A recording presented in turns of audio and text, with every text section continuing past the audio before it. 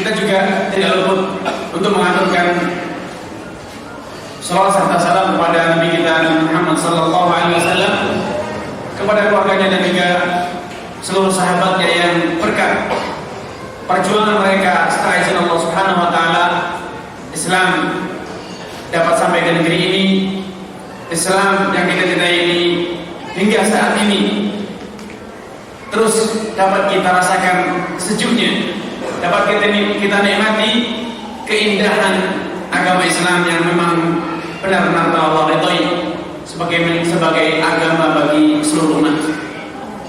Saudaraku seiman dan sakidah, satu tema yang ingin saya angkat ke tengah-tengah antum sekalian,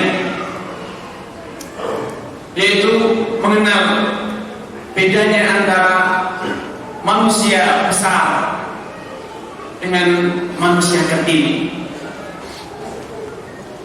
Setiap hari dalam kehidupan kita sering kita melihat orang yang berpostur tubuh besar, tinggi, gagah, terkesan dia kuat. Dan sering pula kita melihat orang yang berbadan kecil, krempeng, kurus, pendek sekalian. Sehingga pertama kali kita melihat orang-orang semacam ini, maka yang terkesan orang yang berbadan besar, tinggi, itu adalah orang yang kuat, hebat, pemberani, dan menangan. Sedangkan orang yang kecil, krempeng, kurus adalah orang yang kalau diterpa angin saja sudah roboh, apalagi harus berhadapan perang. Inilah kita melihat besarnya orang dan kecilnya orang dari apa? Postur tubuhnya. Bukan hal yang aneh, bukan hal yang baru. Pola pikir semacam ini, cara pandang semacam ini. Suatu hari Rasulullah SAW mendapatkan para sahabatnya yang menertawakan sahabat Abdullah bin Mas'ud yang kala itu sedang memanjat sebatang pohon. Kenapa? Mereka semuanya takjub kagum bukan karena gagah perkasanya Abdullah bin Mas'ud, namun karena kurusnya Abdullah bin Mas'ud. Dan kala itu para sahabat sedang mempersiapkan diri, tidak lama lagi akan berhadapan dengan pasukan Quraisy. Setelah lagi akan terjadi perang, sehingga mereka sebagai manusia biasa berpikir dalam peperangan dibutuhkan orang-orang yang memiliki badan besar, orang-orang yang memiliki postur tubuh tinggi, gagah, terkesan bahwa kemenangan, kejayaan, kekuatan kapan? Bila kaum muslimin semuanya berbadan tegap besar, itulah orang besar. Sedangkan Abdullah bin Mas'ud yang kurus kering, dia tidak akan banyak bisa berbuat ketika harus berada di tengah medan perang. Sehingga para sahabat semuanya kagum, kecil sekali kakinya. Bukan kagum karena besar sekali, bukan.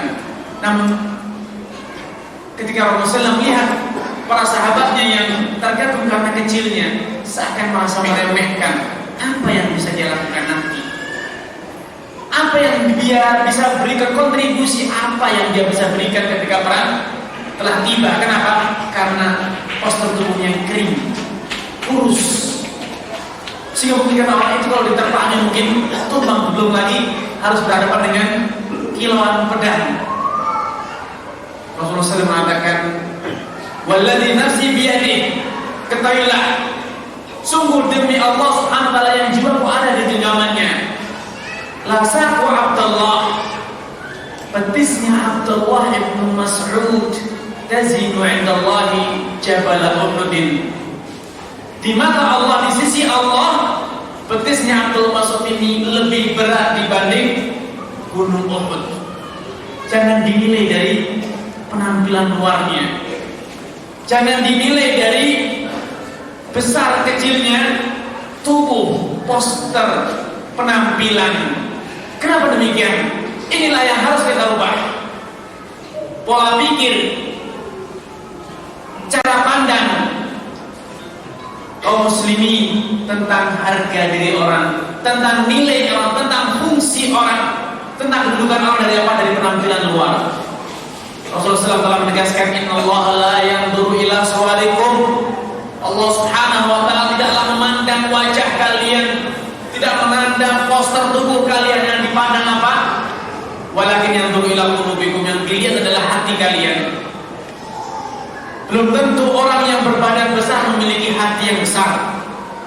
Betapa banyak orang yang berbadan besar namun hatinya kerdil, dan sebaliknya orang yang memiliki postur tubuh kecil tapi hatinya besar, sehingga dia pemberani, dia orang yang hebat, dia berkarya, dia berjuang mengerjakan hal yang tidak akan bisa dilakukan oleh orang yang berbadan besar.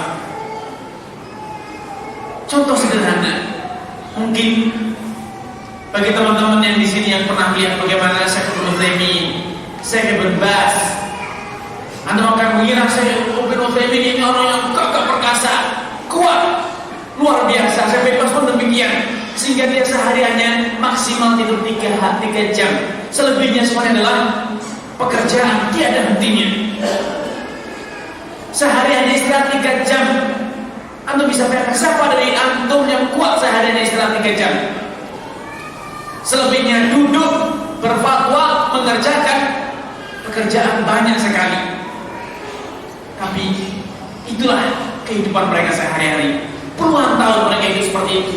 Padahal kalau antum lihat mereka adalah orang yang kurus, kering, kecil tutupnya, namun hatinya yang besar, jiwanya yang besar. Itulah yang tidak kita miliki.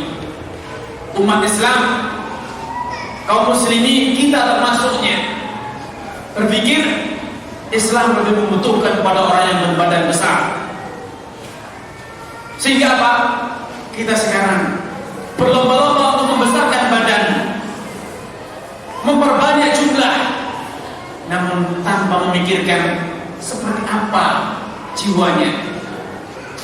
Kaum muslimin di zaman sekarang mengira bahwa dengan penampilan yang gagah, dengan persenjataan yang canggih, harta yang melimpah, teknologi dan macam-macam, kita mampu akan menghadapi Yahudi Nasrani. Kalla, tidak mungkin.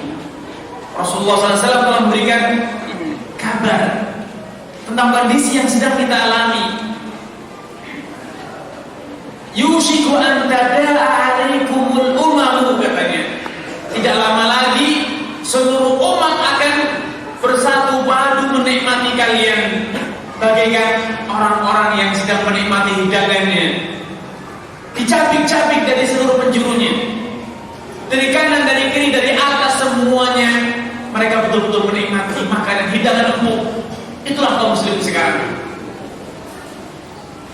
Para sahabat keheranan, ya Rasulullah, bila sekarang kita bandingkan, kita berjumlah sedikit saja, mereka Romawi, Persia, Quraisy, sekutu-sekutunya mereka gentar menghadapi kita.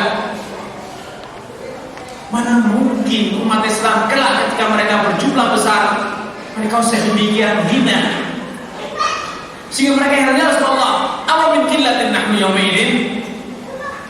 Apakah kala itu ketika kita begitu hinanya, sehingga dicabik-cabik, dinikmati oleh seluruh umat, dihinakan, ditindas, diinjak-injak oleh seluruh umat, apakah karena kita jumlahnya sedikit, kurus, kering? Tidak.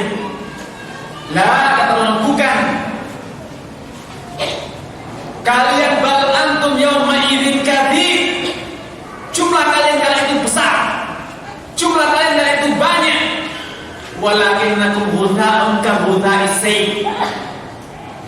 Namun kalian kala itu tidak ada artinya. Kalian adalah bagaikan buih, bukan badai. Kalian adalah buihnya badai. Apalah yang bisa dilakukan oleh buihnya badai? Sekuat apapun badai, tapi kalau kita hanya berfungsi sebagai buih, maka buih itu akan diombang-ambingkan walaupun oleh daun rumput, akan bisa ditahan, akan bisa dicapek-capek walaupun oleh daunnya Musa, apa yang bisa dilakukan oleh Musa? Walakinnakum ghutha'un kaghutha'i sayl. Kalian tidak ada artinya. Jumlahnya banyak, namun tidak ada manfaatnya. Tidak banyak bisa berbuat. Kenapa? Yusibukumul wahanu. Kalian itu ditimpa oleh penyakit al-wahan, kelemahan, tidak berdaya. Para sahabat bertanya, Rasulullah, apakah al-wahan? Apa yang akan menjadikan umat Islam ini ditimpa al-wahan, ketidakberdayaan? Hubbud dunya wa karahiyatul maut. Kalian telah terbelenggu oleh nikmatnya dunia, terperdaya oleh nikmatnya dunia, dan kalian gentar, kalian takut dengan yang namanya kematian, takut untuk mati dan cinta untuk hidup. Penyakit ini telah benar-benar kita rasakan. Mata kita terbelalak, hati kita berbunga-bunga kapan? Ketika melihat uang, ketika melihat kendaraan mewah, ketika melihat rumah megah, perdagangan. Namun hati ini ciut kalau sudah berbicara tentang akhirat. Hati ini kecil ketika berbicara tentang al-maut.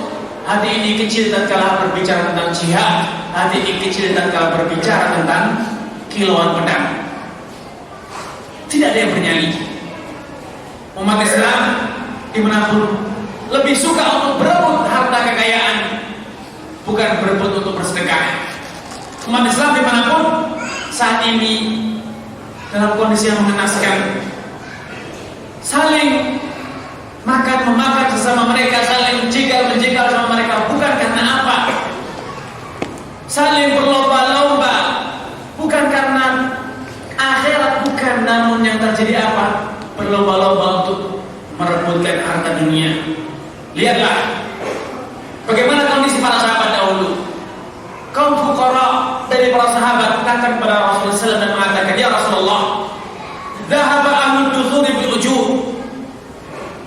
Ya Rasulullah, orang-orang yang kaya raya menghabiskan seluruh pintu al-pahala, pintu ajal, pintu pahala di sisi Allah Subhanahu wa taala. Rasulullah bertanya, wa kaifa dzalik? Kok bisa demikian? Mereka yusalluna kama nusalli. Mereka salat seperti kita salat. Wa yasumuna kama nasum. Mereka puasa seperti kita puasa, namun mereka punya nilai lebih. Wa yatasaddaquna bi fuduli amwalihim. Mereka mampu mensedekahkan harta mereka yang melimpah. Maka para Rasulullah SAW memberikan obat, memberikan solusi. Awala adullukum ala ma tasaddaquna bih. Sudahkah kalian aku tunjukkan satu amalan yang bila kalian kerjakan itu nilainya sama dengan sedekah. Inna bi kulli tasbihatin shadaqah. Setiap tasbih yang kau ucapkan itu nilainya sedekah. Setiap tahlilatin shadaqah. Setiap ucapan tahlil la ilaha illallah itu juga bernilai sedekah. Wa kullu takbiratin shadaqah, dan takbir pun bernilai sedekah. Ketika mereka merasa girang, oh alhamdulillah kita punya cara untuk berlomba. Bukan berlomba rumah mewah, kendaraan mewah, bukan. Berlomba apa? Menumpuk pahala. Orang yang kaya mendengar, maka mereka pun tidak mau ketinggalan. Mereka bertasbih, bertahmid, bertahlil, bertakbir. Sehingga kembali kaum fuqara datang kepada Rasulullah, ya Rasulullah, samya ikhwanuna. Mereka mendengar apa yang kau sarankan pada kita, sehingga mereka juga bertasbih, bertahmid, bertahlil, dan bertakbir. Sehingga tetap saja kita ketinggalan. Maka Rasul mengatakan, dzalika fadlullah yu'ti man yasha. Itulah kemurahan Allah, itulah kelebihan Allah yang Allah berikan kepada siapa yang Ia kehendaki. Sudah tidak ada solusi. Lihatlah bagaimana mereka berlomba. Apakah mereka berlomba untuk menjadi orang kaya, berlomba untuk kemegahan dunia? Tidak. Mereka berlomba untuk beramal. Inilah yang menjadikan mereka besar. Inilah yang menjadikan mereka walau hanya sedikit terasa banyak, walau mereka kurus kering namun gagah berani. Itulah mereka. Namun kita tidak demikian.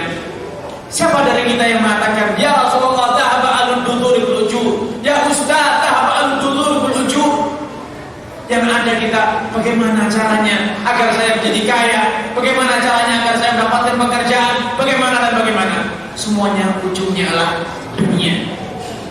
Dan ini ketahuilah, ini dari dahulu telah menjadi satu hal yang menjadikan Rasulullah gundah dan gulana memikirkan solusinya bagaimana membentengi umatnya dari berlomba-lomba dalam urusan dunia. Beliau mengatakan, mal faqru akhsha alaikum wal matu, aku tidak sama sekali pernah mengkhawatirkan kalian akan jatuh miskin, kalian akan binasa gara-gara kemiskinan. Bukan, sama sekali aku tidak khawatir kalian akan hancur gara-gara kemiskinan, gara-gara kalah teknologi, gara-gara kalah jumlah.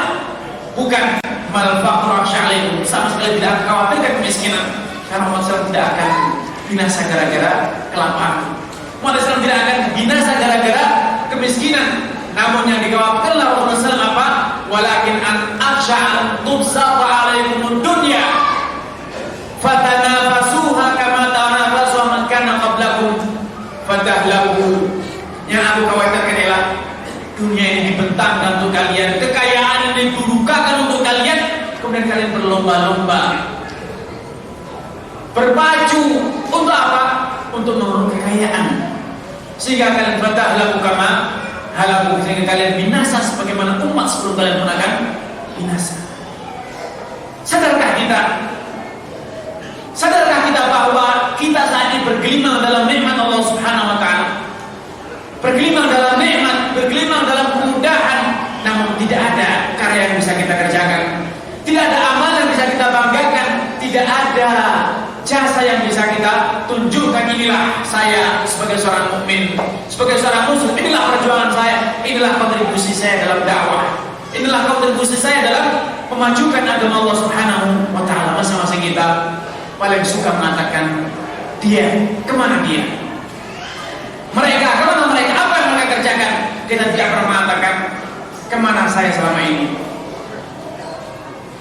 kemana saya selama. Namun ketika ada urusan dunia, kita bertanya, kemana saya kok tidak dikasih? Kenapa saya tidak diikutkan? Kenapa saya tidak diberi? Kenapa saya juga tidak diberi peluang? Subhanallah. Inilah yang menjadikan kita sebagai umat yang kerdil, menjadi umat yang kecil.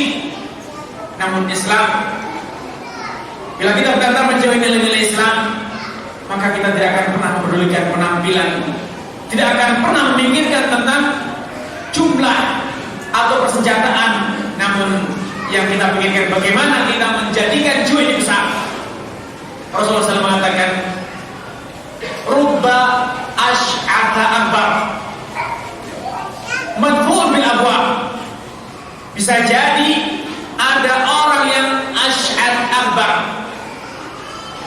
kusut, compang-camping, miskin penampilannya, madfun bil abwab, andai dia itu bertamu, berkunjung, dia tidak akan pernah diterima, dia diusir, dipandang sebelah mata oleh banyak orang. Ini adalah orang pinggiran, orang hina, tidak ada nilainya.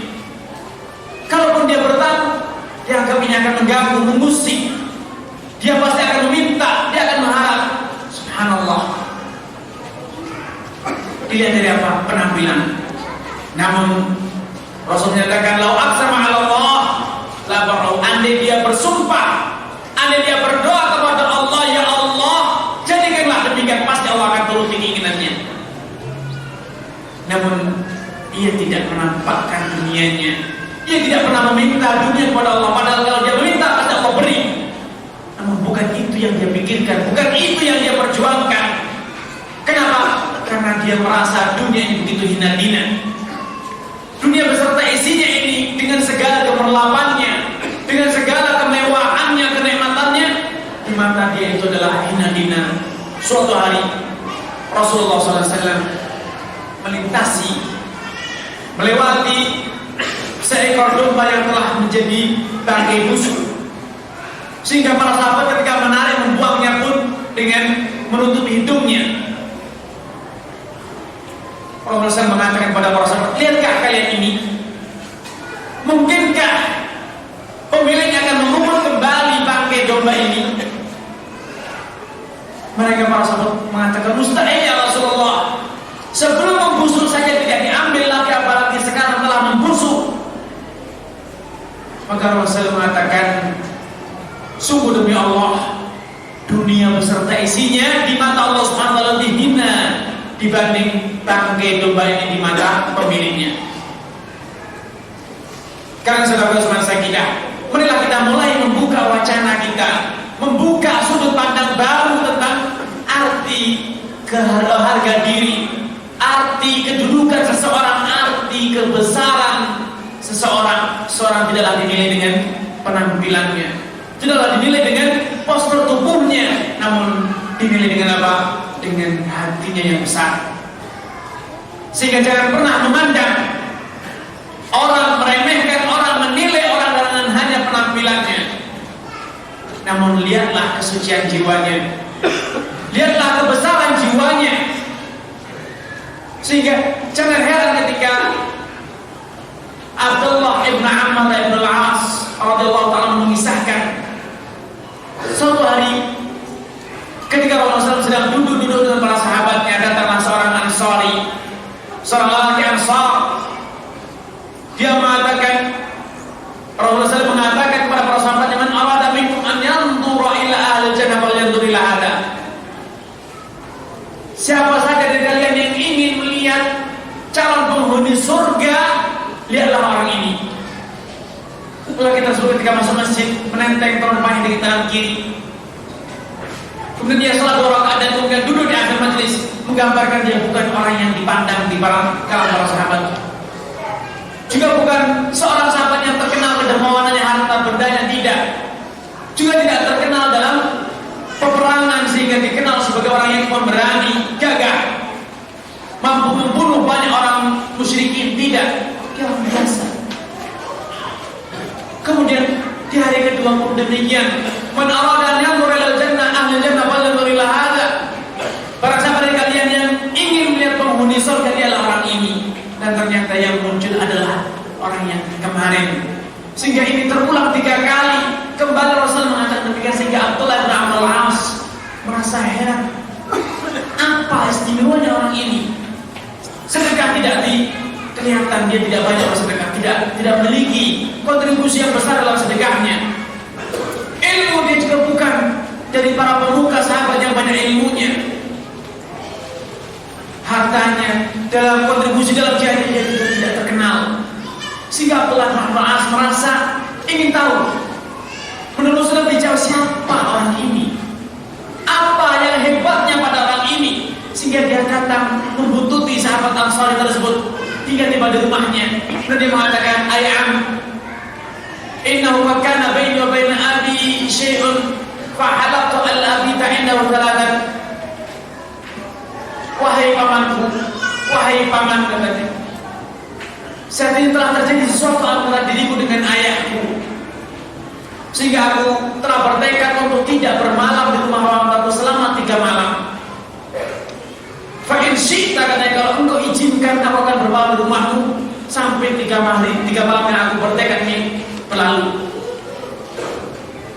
Maka Ansar itu mengatakan, silakan bermalam di rumahku. Dan Abdullah bin Amr selama 3 hari 3 malam senantiasa mengawasi siapakah orang ini, apa yang dia lakukan. Abdullah bin Amr selama 3 malam tidak tidur, dia awasi.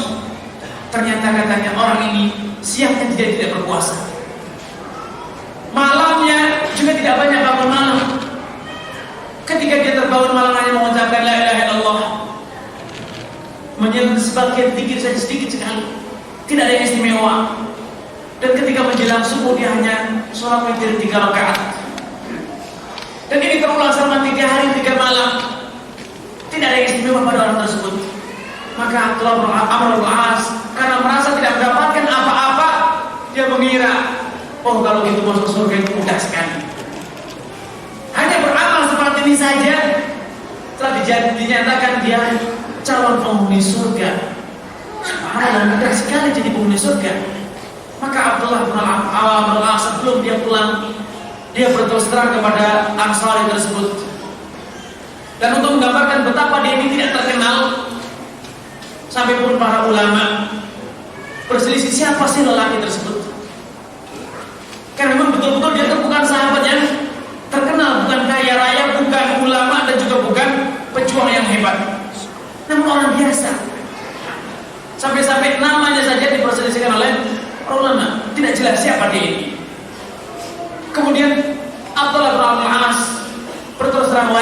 wahai pamanku, seartinya tidak terjadi apa-apa antara aku dengan ayahku yang terjadi